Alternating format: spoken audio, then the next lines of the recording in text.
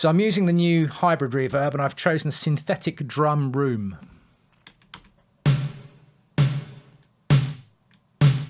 I've got it on 47% dry wet.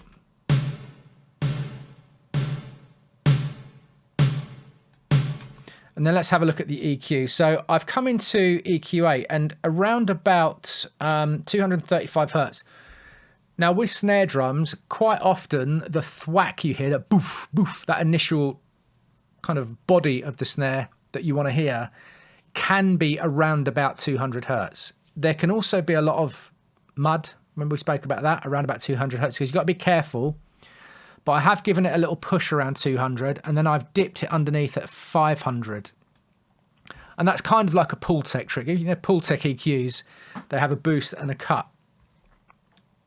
And that helps define your boost a little bit. So let's have a listen to the EQ, what it's doing in isolation.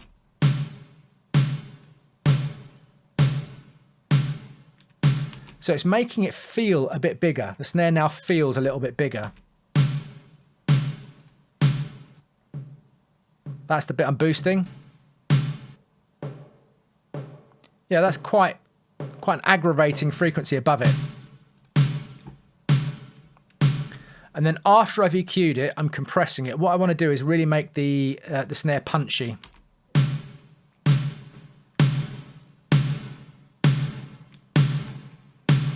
So there's enough attack there to give us a bit of punch.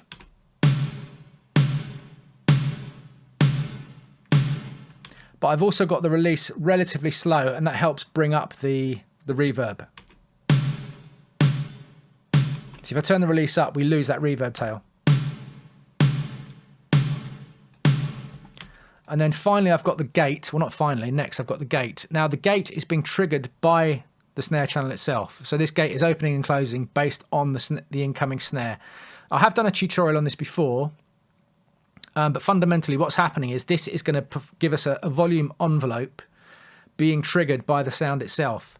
And what it allows us to do is use this release control. We need to set the threshold. Have a look at it playing. See, this is the kick. Sorry, this is the snare drum poking through the threshold level here. If I adjust the threshold, you can see it here. Can't remember why I had it now. Down there. And this is opening and closing a gate, an envelope shape, a volume envelope on the entire sound coming through the gate itself. And because we've got the reverb before the gate, it's going to open and close the volume envelope on the reverb tail as well. And this allows us to do the stereotypical gated reverb snare trick from the 80s. But having a listen to what the release control does, it will lengthen or shorten that reverb tail. So the reverb tail, I mean, you can lengthen or shorten the reverb tail on the reverb itself, but there tends to be a gradual drop off of reverb. But what the gate does is it allows us to cut it off. Have a listen to it.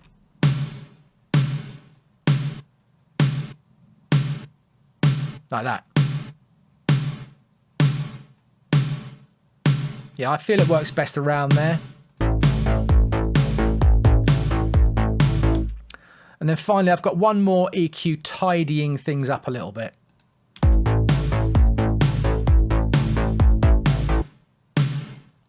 So I'm probably taking out, what's that, 138 hertz? So I'm taking out a little bit just under the boost we've got. There's a little bit of a low cut again, it's not really doing anything.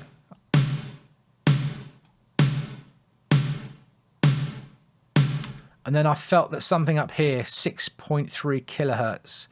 It probably sounded a little bit harsh, but I'm trying to be subtle with this because the snare is quite important.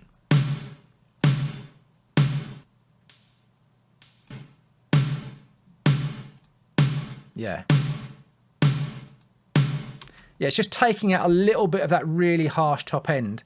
So it's a relatively high amount of processing going on the snare for me. But in terms of what it does overall, have I got all this grouped? I think I have. Yeah, I mean, by itself, it sounds rubbish.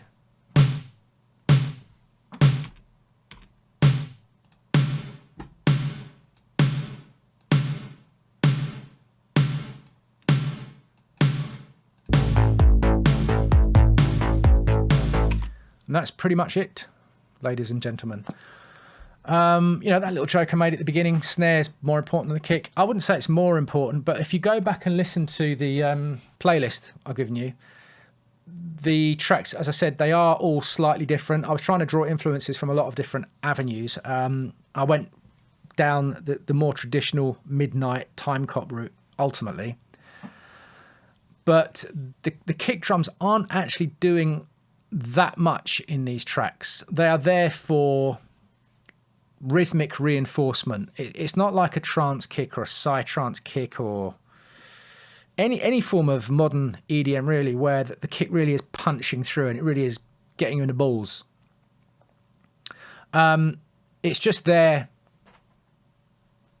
reinforcing this tempo. But the snare, and this was true of a lot of 80s tracks as well. What was there's a Guns N' Roses album, Appetite for Destruction. The snare drums in that album are fantastic. Whether you like Guns N' Roses or not, doesn't matter.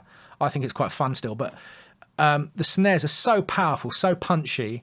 And that's what really, I think, defines the drums of the 80s, especially considering you've got that gated reverb trick. So that's pretty much all I've done. I think the next video will either have a look at some of the synths, maybe the intro synth, and the synths I've used in the verse, or the vocals. No, probably the synths first. I think we'll look at synths next. So I'll see you there.